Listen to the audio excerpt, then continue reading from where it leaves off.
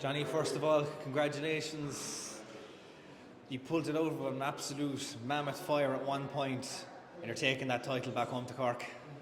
Well, the plan was always to take the title back home to Cork. I don't think the plan was to do it that way. We really made sure we were up against it. But you know what? Like we said that you're going. Like they're not easy to win. They're not easy to win. And like we said, you're going to go down. Things are going to go against you. I didn't think they go that far against us, to be honest. But again, like the group have just rallied around each other, rallied around John Ford. I think it's so. He was low. I understand why the red card happened. I may have felt there was a bit of mitigation, but whether they felt there was a tucked arm into that head contact, I'm not sure. But I just really felt for him. He's been so good for us. Honestly,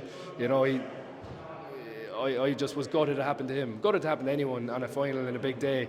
But we got here on the back of John Ford's performances. So, for a fella to feel that maybe he only had 20 minutes in a final, he had a massive season. So for the group to rally around him, I think just shows what we think of John Ford. But it was a massive season, and you've had those moments where you've gotten results. I know you've had, I suppose, a couple of painful defeats, but as it looked like it could happen again, you started really strong, then the red card happened, then you get the yellow card. You go in leading at the break, terrific defence at the end to hold them up from getting that try. Then you get another yellow card. You're down to 12 and they get to score. They don't level the game, but at that stage, what's going through your heads? How are we going to get the clock to tick faster, I think is one of the main things. But you know what, it was just going to kind of stick to the task of getting out of our half. Like when we were out of our half, we were good, and when we got our hands on the ball out of our half, we were good.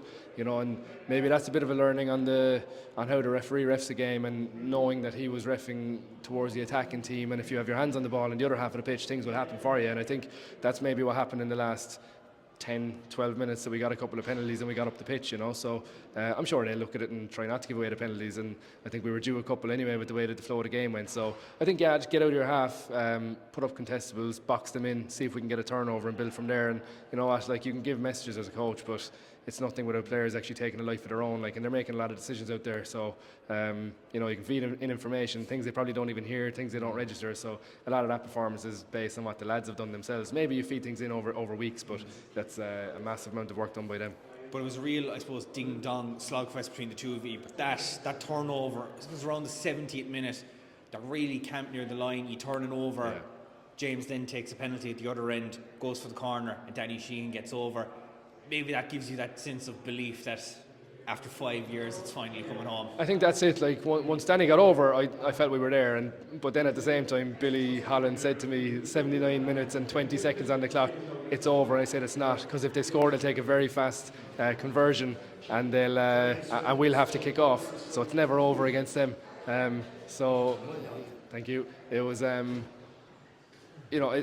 did feel like Danny Sheehan's try was getting us over the line, but at the same time, we had to hold out as long as we could. I actually felt like if we held out as long as we could and they scored, we were going to be there. But when Billy said that to me, I was like, no, because Aaron Egan will place the ball, kick it, and they'll get the ball back and play.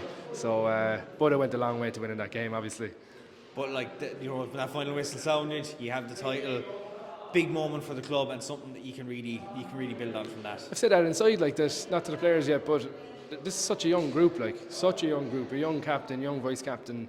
A very young group. If we can keep it together as much as possible, there's more titles in this team, and obviously we've seen how hard it is to go back to back, and we'll settle down and enjoy the first one first. But like you said, it's been 5 years. Probably 2 of them marred by COVID and not playing. Unfortunately, we got stopped in the middle of our back to back, and people thought it would have been 5 years. We won it in 19 with 2 years it didn't happen, and we lost semi-finals in the following 2 years. So it hasn't been that long, but it feels like that long, and glad to get it back.